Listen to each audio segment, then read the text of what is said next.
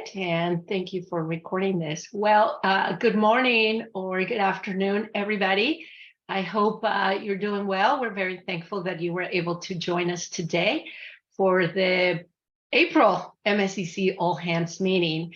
And sincerely hope that everybody's having a great start to your spring.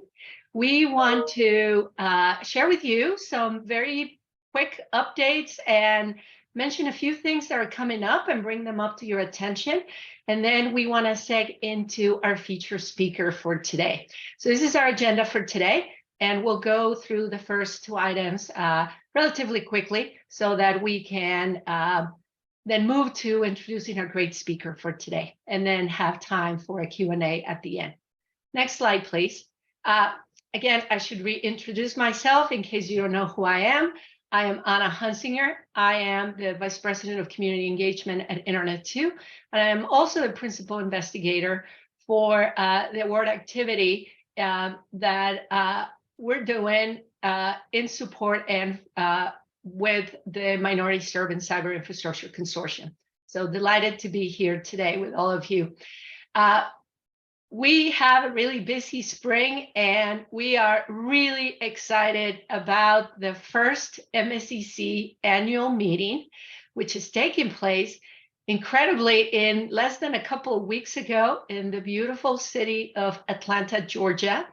And we still want to encourage, if you haven't registered or considered participation, to please do so. We still have space. And we're seeing a great turnout of participation from the MSCC campuses, also from the broader community. Please register as you can. And we're really excited that the program not only has now been posted in the event pages, but that we have some really incredible speakers for the event. The opening keynote is going to be delivered by Dr. Deidre Trent, who's the Executive Director of the White House Initiative for Historically Black Colleges and Universities. And we have some great panels and sessions that will also bring together leadership and faculty from MSCC campuses, and to present their perspectives on the work with the MSCC and things that we're doing to drive cyber infrastructure engagement at their institutions. Great opportunities to also collaborate, to network, and to spend time with your peers and have a little fun along the way as well. So we hope you will consider attending, and please register again. Next slide, please.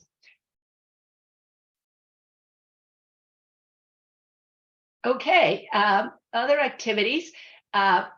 Please join us for our kickoff Cyber Infrastructure Community of Practice gatherings. This is one that's going to start next week. It's open to all of you. Specifically, this is also with an aim in talking about cyber infrastructure planning, and from development, from implementations. And we just want to bring the community together through these conversations. As you're aware, we kicked off What is Cyber Infrastructure series. And from there, we're leveraging the participation of those events, and now trying to also bring more community discussion and engagement through these opportunities as well. So more details are in the URL or the QRB code that's there on the screen. Participants are going to also be able to get the Zoom details delivered via email, but also we'll share those with the broad community as well. Next slide, please. Last in the order of announcements, really excited that we can announce now the rescheduled date for our next campus workshop, which will be hosted at the wonderful campus of the University of Maryland Eastern Shore. Registration will open really soon in May. More details available in that link in the code also. And again, delighted that we get to go to visit Dr. Urban Wiggins and his campus, and that we'll have this activity now take shape and form in June 22nd. Okay, one final set of announcements. Let me introduce Lauren Michael, our Assistant Director of Cyber Infrastructure Facilitation Services, and she's going to give you a quick glimpse into the Proof of Concept Grant Program, where we are, and a few other things that she will mention in her update. Go ahead, Lauren. Thank you, Anna. And you've already heard a bit about this at prior all hands meetings and hopefully through our press releases, also visible on the MSCC website. But we have completed the selection of a set of recipients for the MSCC Proof of Concept Grant Program, which is part of what's funded in our second NSF award. What's proposed and what we're implementing now with the recipients is a novel approach to supporting CI strategic planning and implementation at both HBCUs and TCUs. The program includes, through MSCC, a combination of funding for each recipient and dedicated expert facilitation. So it's different from some other existing funding opportunities, say from federal agencies, because it comes with support from the MSCC's Tiger teams of experts that I've been helping to put together, that include folks like our CI facilitator, Russell Hoffman, who we've introduced in the past.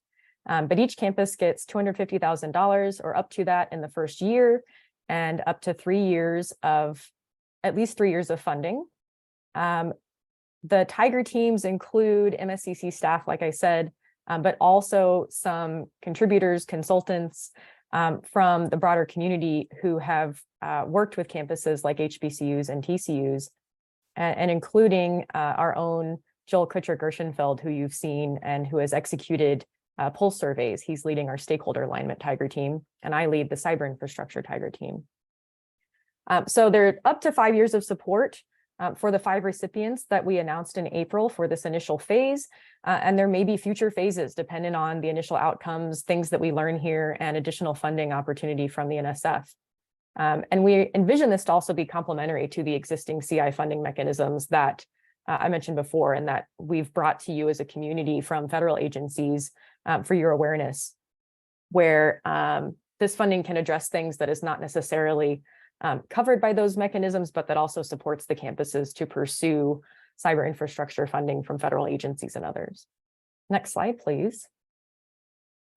So the recipients of the first 5 POCGs that make up this phase are Salish Kootenai College, a tribal college in Montana, Jackson State University, North Carolina, A&T, and Claflin University. You've seen IT leaders from those campuses in our own leadership board for MSCC. And then our 5th POCG is to a set of HBCUs in the Nashville, Tennessee area: Tennessee State University, American Baptist College, Meharry Medical College, and Fisk University. So we're at the point of working with each of these campuses to reiterate and move forward on first year objectives, working with the Tiger teams, getting some of that funding in place, and coming out of what they did to support us in piloting an initial proposal process and a review process that we completed to select these 5. Next slide, please.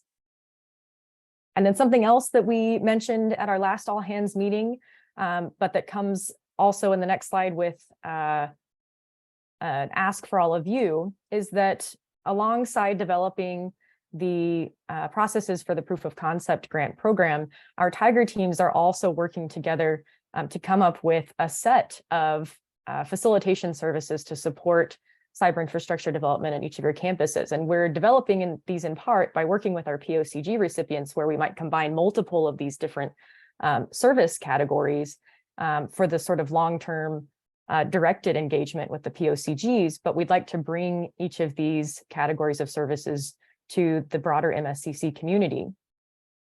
So they include things like advising on, local cyber infrastructure service design, or opportunities to use national cyber infrastructure resources, commercial resources even, support for executing cyber infrastructure self-assessment on your campus, including the development of campus CI plan documents that we've also had programming around in the CI 101 series, but a number of other topics that we can support listed here.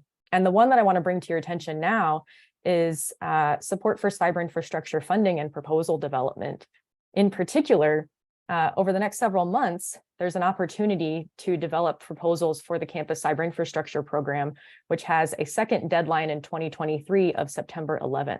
So if you are interested potentially in pursuing this funding opportunity to develop cyber infrastructure at your campus, we'd really like to know and to offer to meet with you to advise perhaps on which program category, the development of your proposals. And we can do this while keeping your proposal and objectives confidential, just within the discussions that you might have with the Tiger teams. And it will be on a first come, first served basis because we have not unlimited resources in the Tiger teams as we're also ramping up the POCG program. But the CC Star program, which is linked here, you can learn more about it. There are different program categories you can go for, including a planning grant that could inform a later proposal to a different program category, or can inform the development of a campus CI plan. But there are also opportunities to enhance your campus network or your connectivity to your research and education network in your region, opportunities to develop computing and or data storage capacity on your campus. So if you're interested in that, please email me. My address is there on the slide, and we're looking forward to working with some of you. And that's what I have. I think we can move on. Yes, thank you, Lauren. Appreciate it. So it is my honor to now get to introduce our feature speaker for today. First, let me tell you a little bit about who you are about to hear from. So Mr. Philip Wallace is a data guy who is not passionate about data, but about what data can do, like help people make better decisions, close equity gaps, and align work to strategic priorities. He currently serves as the Director of Knowledge Management in the UNCF Institute for Capacity Building. In this role, Philip partners with historically Black colleges and universities to accelerate progress towards student success and organizational excellence goals by helping to shape data strategy, cultivate communities of data fluency, and facilitate analytics maturity. Philip has spent 16 years in a diverse set of data functions in higher education. Before joining UNCF, he was the manager of data analysis in the system-wide HR at the California State University Chancellor's Office, where he developed and implemented a strategy to automate manual reporting, propagate actionable deliverables, and elevate the team's analytics maturity. Prior to that, he served in various capacities at Biola University, including 5 years as a senior research analyst in strategic planning and institutional research. So really excited that we get to have Philip join us today. And welcome, Philip. Thank you, Anna. Thank you so much. And it's a pleasure to be here with to be able to present. I was getting ready to introduce myself, but you did all that. And so but I will say that I was excited when I first heard of MSCC. It was at EDUCAUSE in October, and I saw just the name of the session, doing together what we can't do alone, which is the tagline for MSCC. It just caught my attention, because that's a big part of the reason why I joined UNCF, and one of the things I've been most excited to do. And I love working collaboratively. And this really, so many things about what MSCC is doing, it absolutely energized me. So it is a privilege for me to be able to be right now sharing a bit with you all about what we're doing at UNCF. And honestly, right before this call, I had a call from another colleague, and he said he was talking about how excited they've been that I'm actually making these connections, because we've been trying to make connections with MSCC for some time. So it's very much a mutually delightful experience. So if we can go to the next slide. So I'm going to talk about ICB. So ICB, the next slide is, so UNCF, United Negro College Fund, is a 79-year-old organization, just turned 79 on the April 25th, and historically known for student scholarships and programs.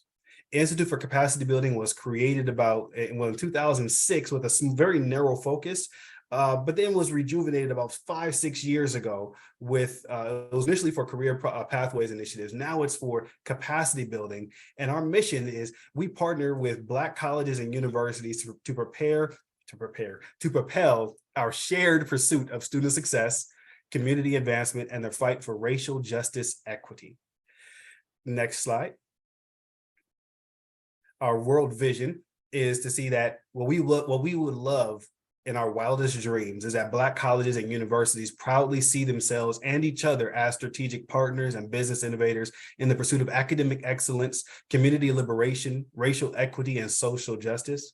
We also would love to see that HBCUs and PBIs, predominantly Black institutions, that they are household names, recognized by all as gold standards for educational achievement and career advancement for a diverse student population. In other words, we're about Black excellence. We're about Black, collaboration and in things of that nature. We want to see our HBCUs and PBIs really work together and work in excellence and be known for that.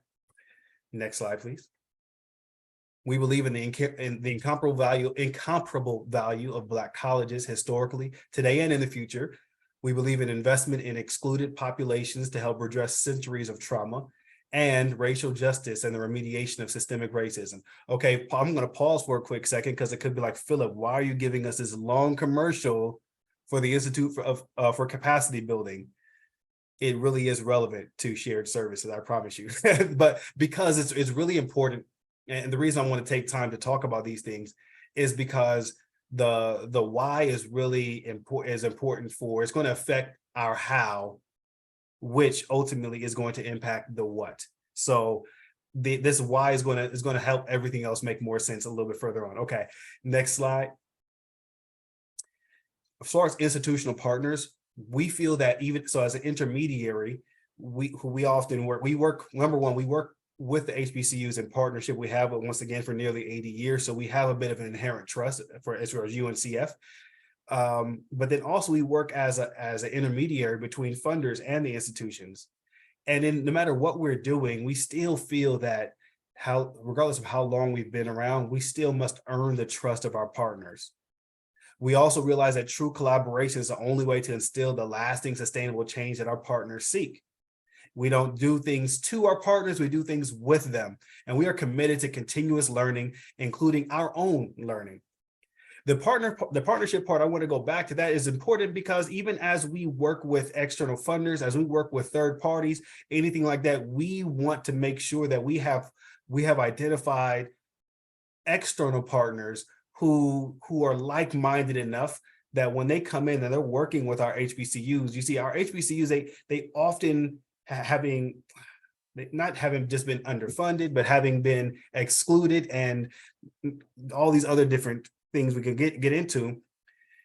People often come in with, they'll say, hey, look, here's this great new thing, wonderful, and boom, and this kind of the approach, it can be condescending, or they can be given an approach that works well for a well-resourced institution, and then they plop it here, and there's not the sufficient ecosystem to help it be so successful at our institution. So we want to make sure that we have that part of our ability to be trusted as partners is to bring in other people who can be trusted as partners. Next slide, please. Targeted outcomes. We focus on institutional effectiveness and efficiencies as defined by our partner colleges and universities. So increased enrollment, student success, career advancement, fiscal management, fundraising are all examples of things that as we work with our institutions, we want to understand their strategic priorities. We don't want to come to them and say, here's what we think is important, and here's what you need to do. What we want to do is make sure the work that we do aligns with their strategic priorities. Otherwise, why are we doing it? Next slide. Our theory of change. I'm not going to read all of this. Is going to highlight the bullet points. In order for us to seek and approach racial justice, equity, and the remediation of systemic racism, we want to identify partner institutions who are committed to transforming the lives of marginalized students. We want to develop an impact strategy for each institution. We want to support these institutional priorities. I've alluded to these already. We want to build institutional capacity. by investing in capabilities to support sustainable transformation.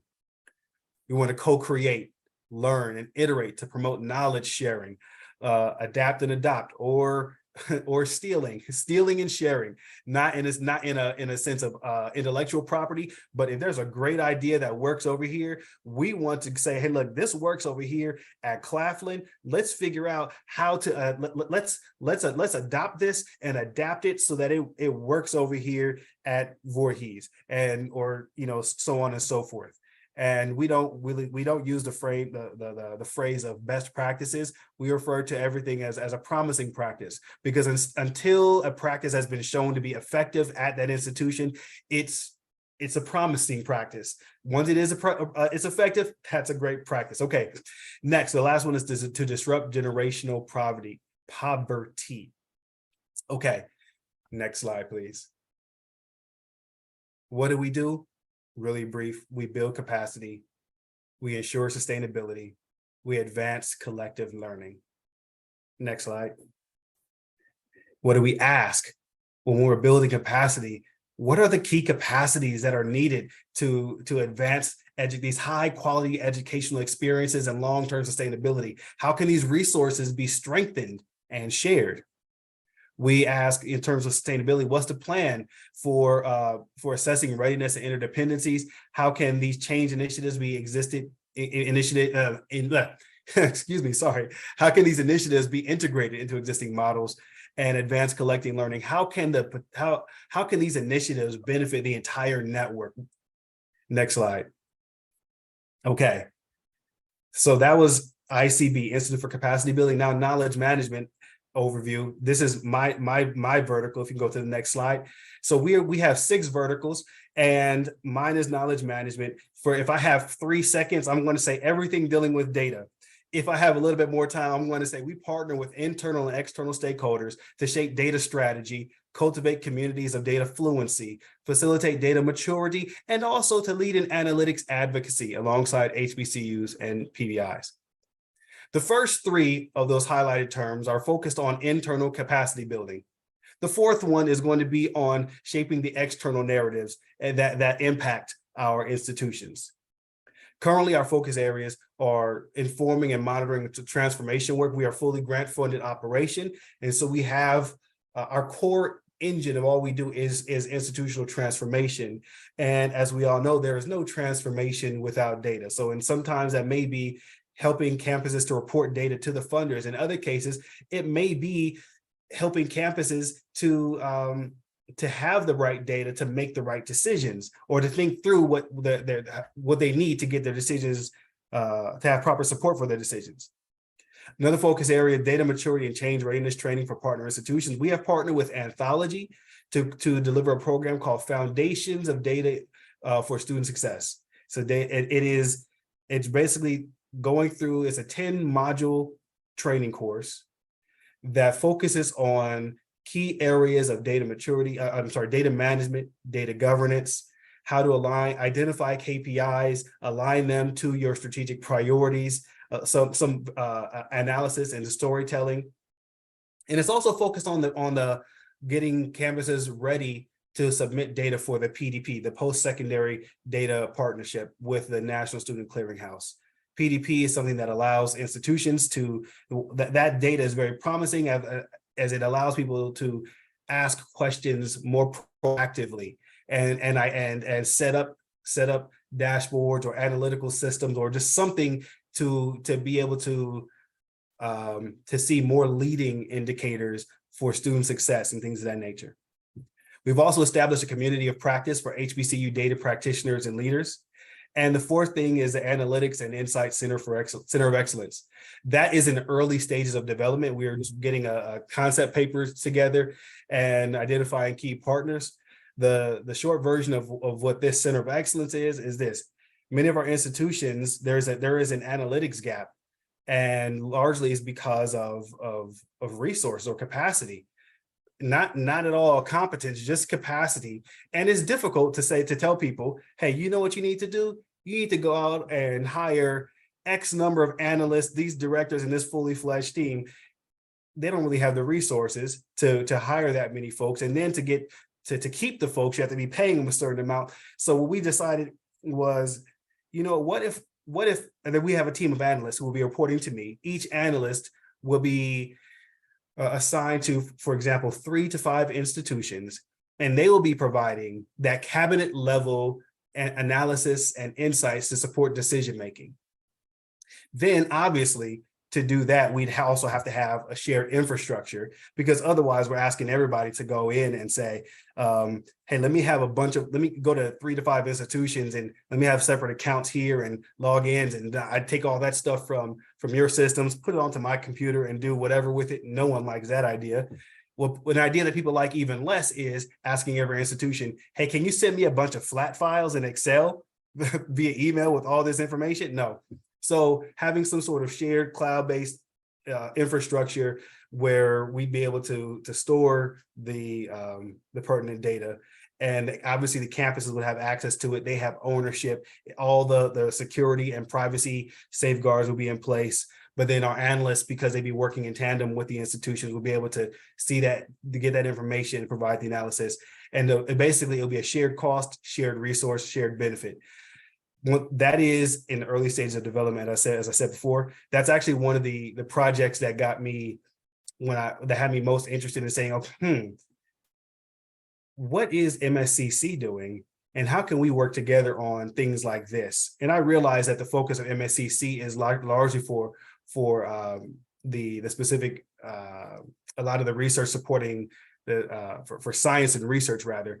But I still think that the premise of shared, there's a big focus on shared services with MSCC, and even if we're not doing the exact same thing, there's so many principles I'd love to learn from you all. And so later on, I'm going to have some questions, and I would definitely want to hear some of your feedback even on these. So anyway, okay, next slide, please.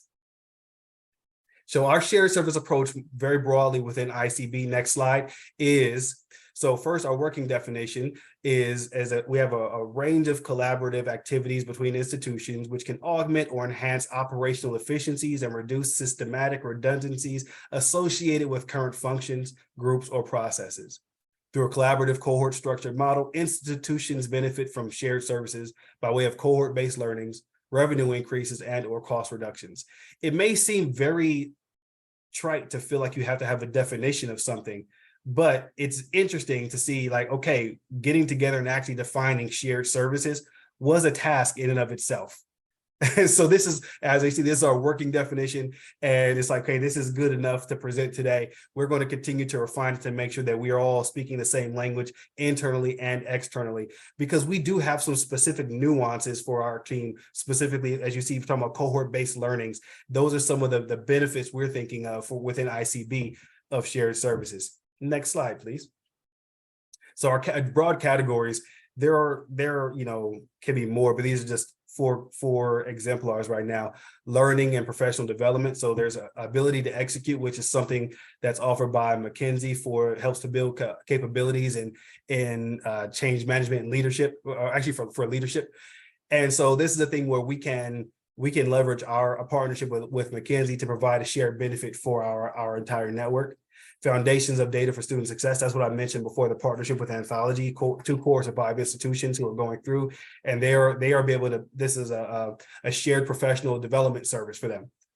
There's, procurement or development of technological solutions like Wave, which is a project management tool, and HBCUV is something that we have been developing, which is an incredible shared service. The short version is there are 2 main components of it. There's an LMS and there's a virtual social component. The shared LMS will be a way in which campuses who are involved, students at each campus could be taking classes at this other institution, and it allows for a lot of the course transfer articulation agreements. It allows for it basically, there's so much that I can't even get into right now because it's huge, but basically it has potential to be a huge game changer with regards to a shared LMS approach for our HBCUs and their shared management. Once again, we're getting that, in this case, we're looking at the shared technological and also personnel resources and the cost, but also reaping the shared benefit there. The Analytics and Insight Center of Excellence, which I mentioned just a minute ago. Then we have centralized resources like surge support. Many times people we may experience turnover, and campuses are in need of personnel at different levels. A lot of time, maybe at the analyst level. So we may get get analysts in there. We try to partner with them to find folks to fill these gaps in short, these urgent, critical roles. Technical assistance, an example, is for getting people on board with PDP. Right now, we are finalizing steps on an RFP to provide campuses with the technical assistance to actually submit their data for PDP. Many of our member institutions have, and not just our member institutions, lots of institutions nationally have expressed that they would like to participate in the PDP. However, the lift for onboarding their data is a bit much for their capacity. This isn't just HBCUs, it's a big thing. So what we're saying is, hey, look, if we can we can have this leverage technical assistance as a shared service to really help our campuses get on board with that, which will then help aid their student success efforts. Dashboards and reports. Sometimes we may have institutional dashboards that everyone could look at and for benchmarking and things of that nature. Those are things that are in development right now. And then capacity building. This is like our bread and butter. Funding.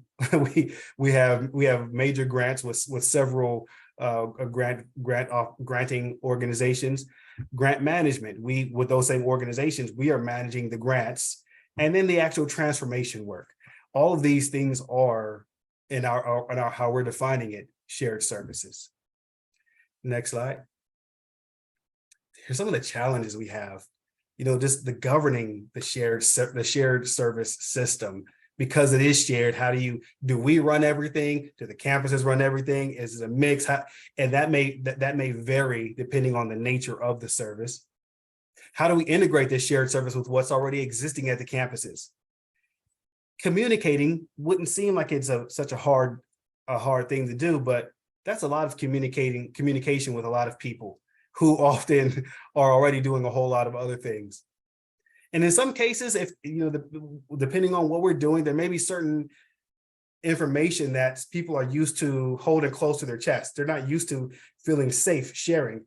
Sometimes it could be that someone maybe they may have a paradigm that doesn't align. It could be, in many cases, a reality that many of our institutions have faced is, as they or have shared this private and confidential information, often stuff gets not handled well or gets used against them. And so there's a bit of a caution there. Opportunities, obviously, cost savings, subsidizing these expensive or difficult to acquire resources. We can work together to identify and vet strong partners. And we can say, this is a great partner. For example, I really appreciate Anthology as a partner. So we're able to do this together. Knowledge sharing is a huge thing for us. Once again, a collaborative networked approach is core for all that we're doing. That's why I spent a lot of time at the beginning talking about ICB and who we are and our mission and vision, because that really does impact our approach to shared services. Knowledge sharing and deeper partnerships, and also a lot of funders, to be very frank, they're like, we want to give to something that's scalable. We don't want to give to a one-shot solution. And these shared services are great ways, as they are number one, they're already meeting the needs of the institutions. They're a great way to also get dollars to support them. Next slide. So now I want to pause for any feedback and questions from any of you all. I know there's Q&A built in, but I want to be very specific and say I want not just questions, but feedback.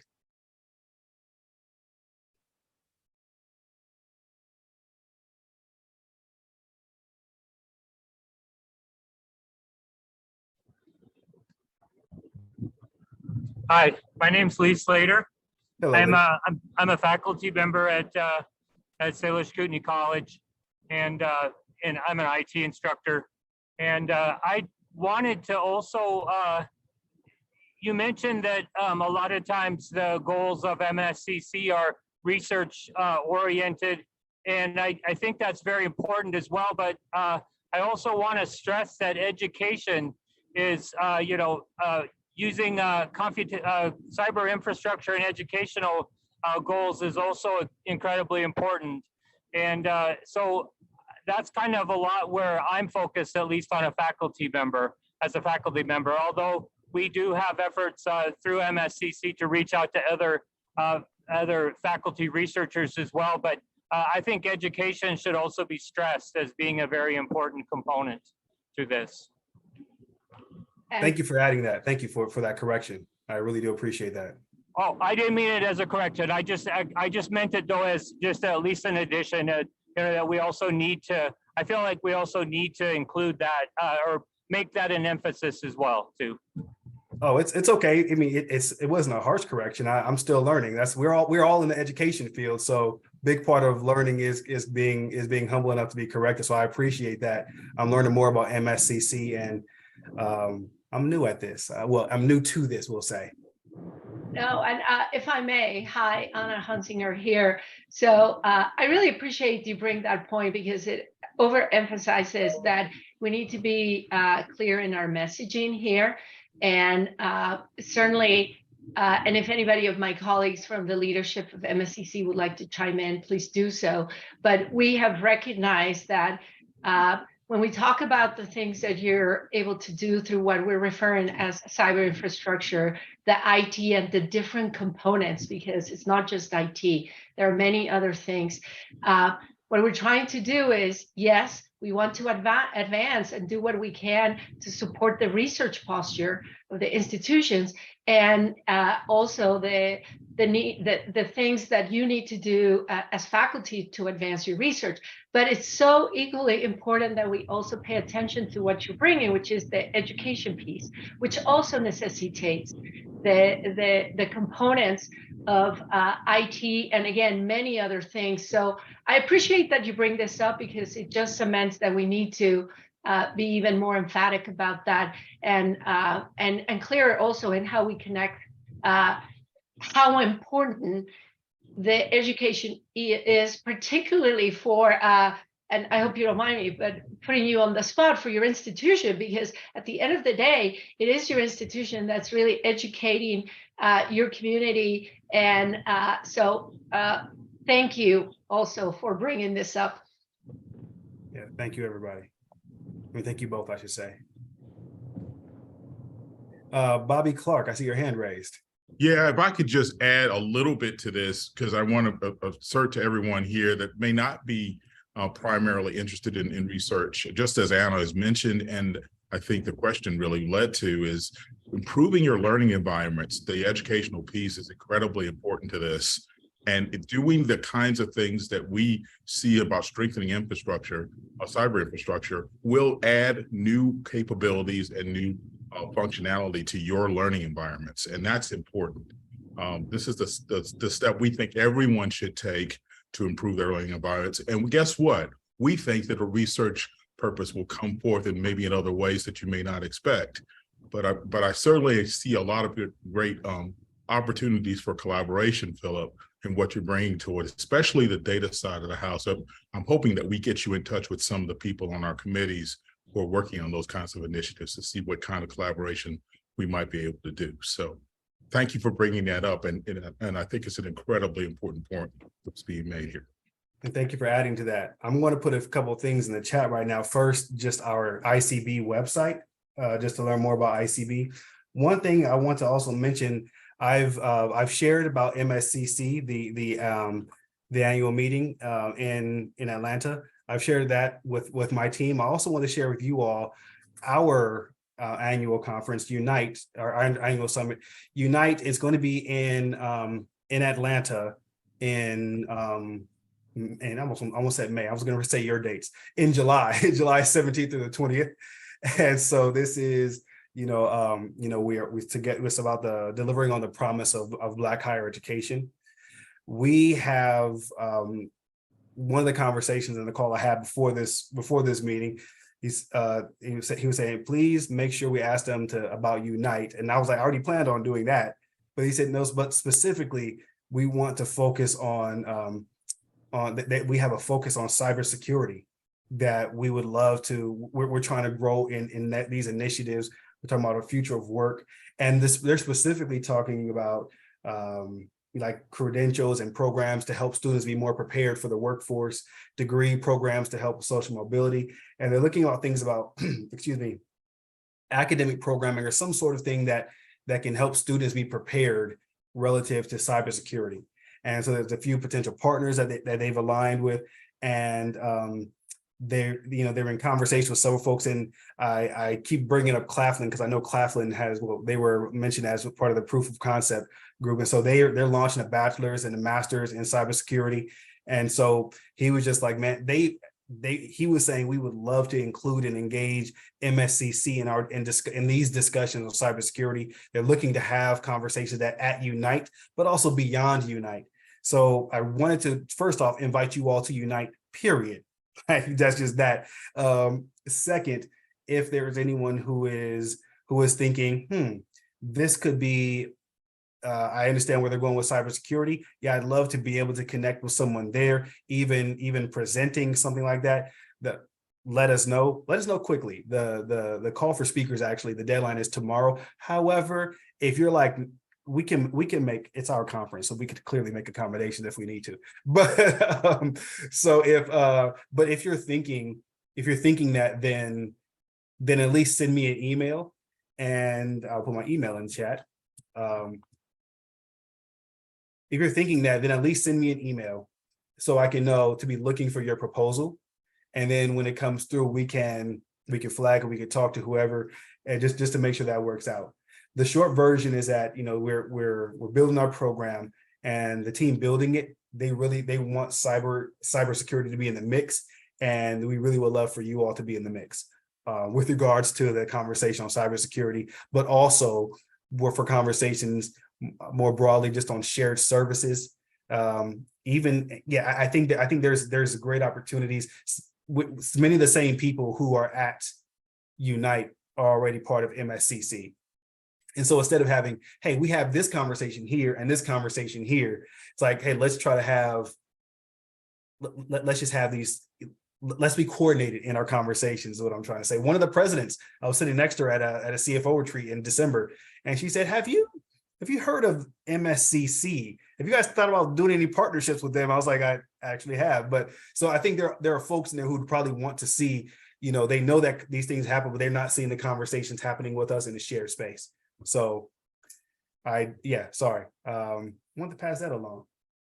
Hey, Phil, there's a comment in the chat window. So just thank you, Matt Riley, for bringing that up. So I'll give you a moment to look at it and see if you'd like to respond. Sure. Matt, did you have a specific question? No, I just was going to throw out there that, it seems like something that we have capabilities of in the research community that also spans the educational community, maybe forms a bridge to research, and it's a shared services model, is to just make exploratory credits. And I think we need some people to help facilitate introductions to high performance computing and storage that would be involved. And you might want to think about that, Philip. This is outstanding, by the way. I love this conversation.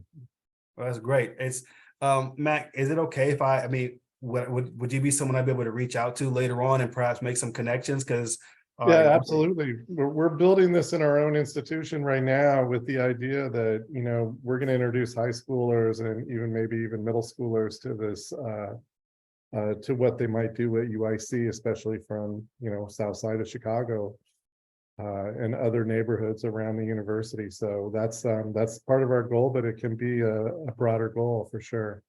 Perfect. I was getting ready to ask where you were, but then there's a big UIC there, and then you said it. So yeah, I'm gonna be quicker on my toes than that. Is your email address in a directory, or would you mind putting it in the chat? I'll put it in the chat. All right, thanks. Did anyone else have any feedback? Once again, I'm open to feedback, because as I mentioned, there are certain things where they are still in development. And if you're thinking, oh yeah, that Center of Excellence, that's a great idea, but have you considered this or for these things? So I'm appreciating the feedback for for the cybersecurity, definitely, but also for just shared services in general, feedback and questions, or anything about ICB in general.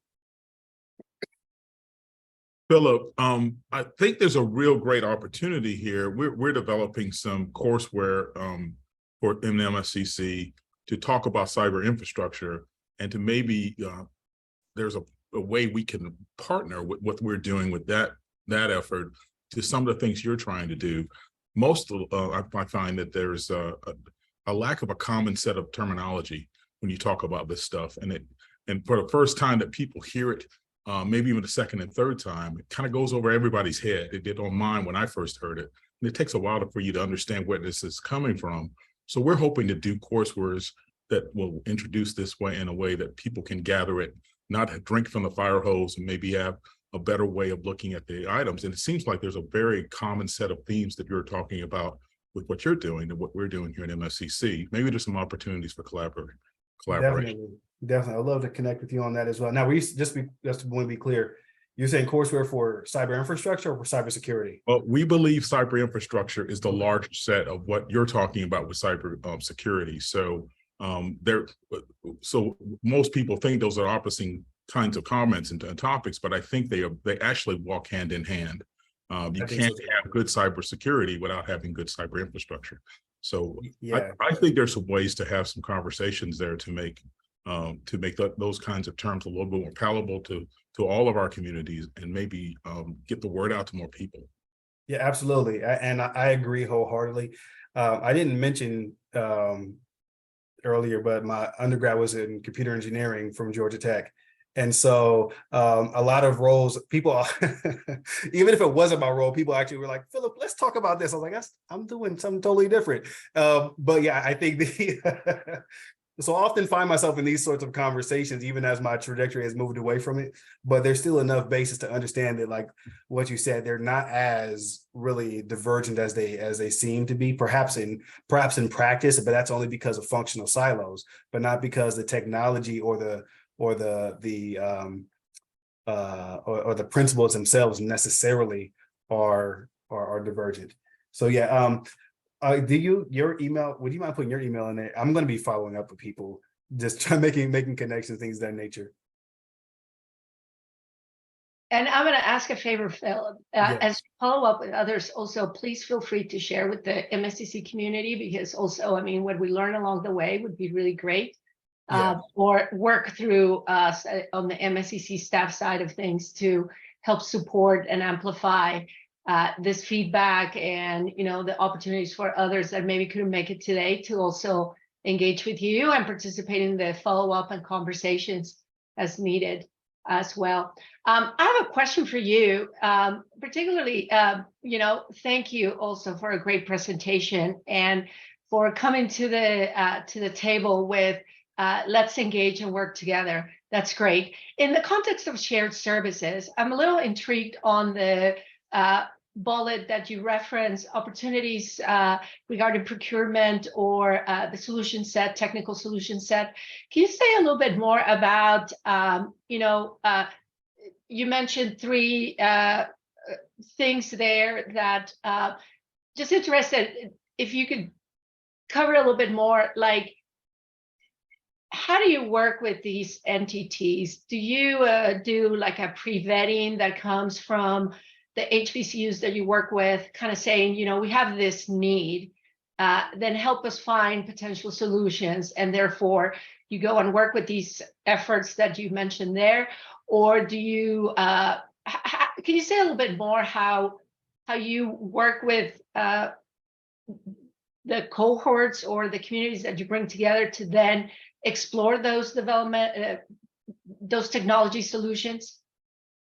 Yeah, so first caveat is I started my role in July, and some of the work on this preceded me. So let me be so all the very specifics, can't speak to it, but I do know that that it kind of differs because we've been working in such close proximity with our campus partners.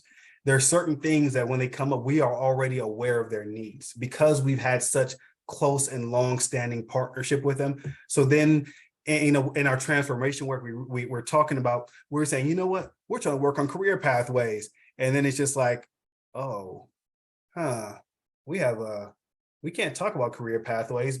These things aren't working well because you don't have a person who's overseeing that, because you have a turnover issue. Oh, and now because this turnover issue is also affecting a retention issue, and all of your focus has been going towards retention, so you can't really focus on career pathways. We need to focus on this here, you know, and so just in the process of that root cause analysis, you find so many things out.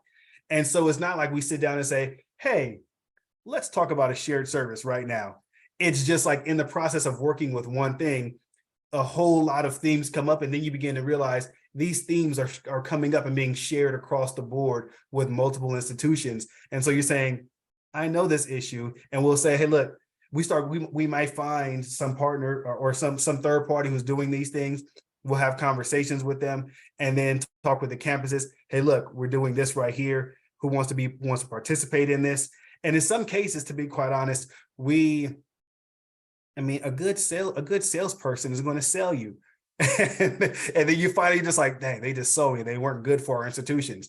And our institutions will say, hey, they're whack. Please never work with them again. And we're like, duly noted, we'll never work with them again, and things of that nature. So it is a learning process.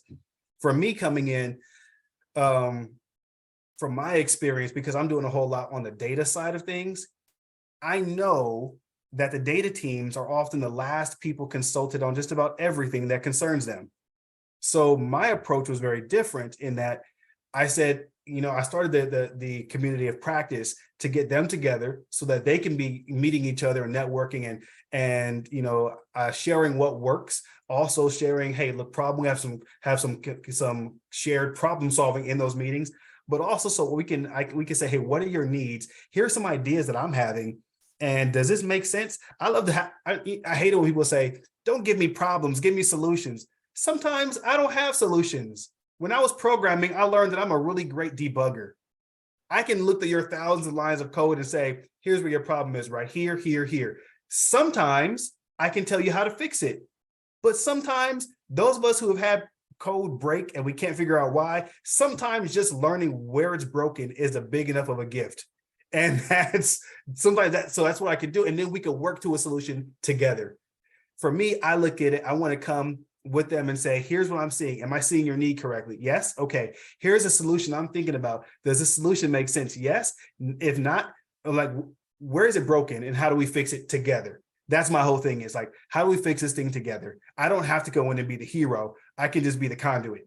And they're the folks doing the heroic work. And so that's what I've been doing with them. I've actually met with different folks, but all the different partners, funders, everybody, I've told them, here's what we're thinking, but I need to go confer with the institutions first.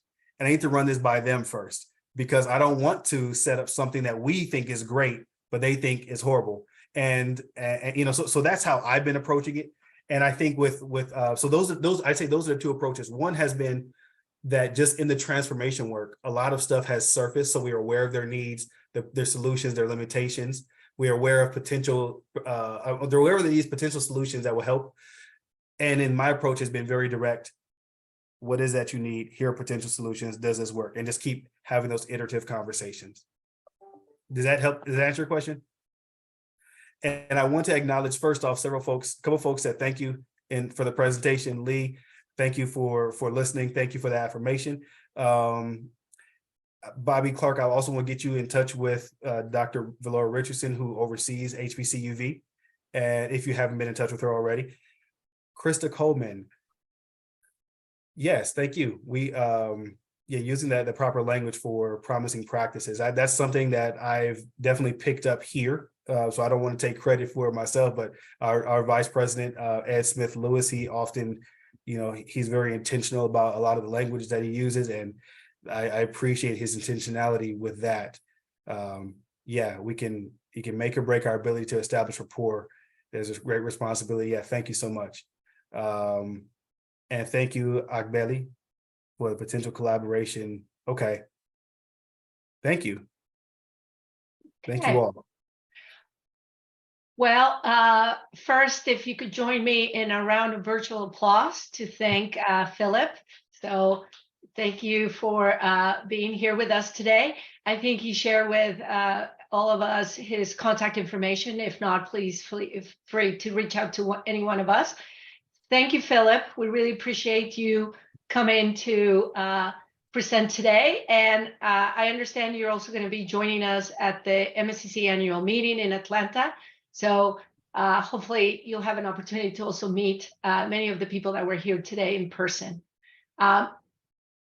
So a reminder for everybody, please, if you can, I know it's less than a couple of weeks away. If you could join us for the meeting, that would be really fantastic. And thank you for giving us a part of your day. I hope everybody has a fantastic rest of your day. We will be adjourning in less than a minute or so. If you're not able to participate at the MSCC annual meeting, just know that we will be gladly reporting and sharing with you outcomes from that meeting at our next all hands meeting, which is scheduled to be in the same regular channel the last Thursday of the month of May. So we will send a reminder on that, and we look forward to seeing all of you then. Thank you very much for joining today.